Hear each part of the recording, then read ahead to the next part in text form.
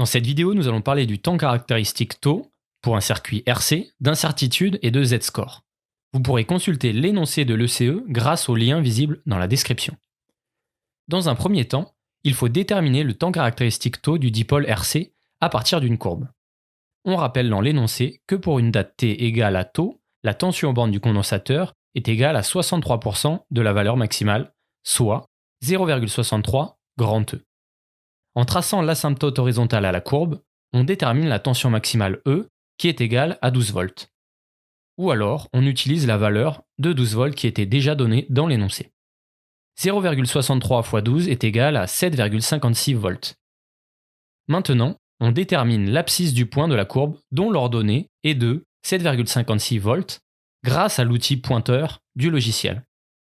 Dans ce cas-là, on peut obtenir une valeur qui est particulièrement précise. Dans notre exemple, on a tau qui est égal à 483 millisecondes.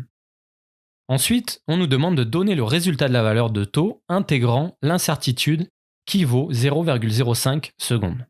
Dans un premier temps, si votre résultat est en millisecondes, il faut le convertir en secondes. 483 millisecondes est égal à 0,483 secondes. Une milliseconde étant égale à 10-3 secondes. On note ensuite l'incertitude associée à la mesure, juste après la valeur. Il faut maintenant adapter l'écriture de notre résultat en fonction de l'incertitude. En effet, il faut que le rang associé à l'incertitude soit le même que le dernier chiffre de la valeur de tau. On notera donc tau est égal à 0,48 plus ou moins 0,05 secondes. Il est demandé par la suite de calculer la valeur théorique du temps caractéristique du dipôle RC. On note l'expression littérale, tau est égal à R fois C, et on effectue l'application numérique. On a donc tau théorique qui est égal à 0,50 secondes. Pour finir, on souhaite savoir si la valeur expérimentale est compatible avec la valeur théorique. Pour répondre, on utilise le Z-score, qui correspond ici à la valeur absolue de la valeur théorique moins la valeur expérimentale de tau, divisé par l'incertitude associée à tau expérimental. On a donc 0,50 moins 0,48 divisé par 0,05, qui est bien inférieur à 2. Vous pouvez d'ailleurs faire le calcul vous-même pour le vérifier.